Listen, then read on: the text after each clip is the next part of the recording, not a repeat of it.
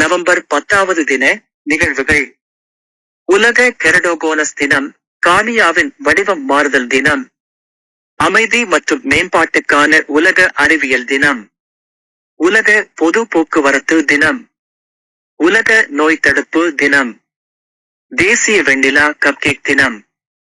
கொத்தமங்கலம் சுப்பு, தமிழ்நாட்டு எழுத்தாளர், நடிகர், கவிஞர் பிறந்த தினம் 1910. சாண்டில்யன், தமிழ்நாட்டு எழுத்தாளர் பிறந்த தினம் 1910.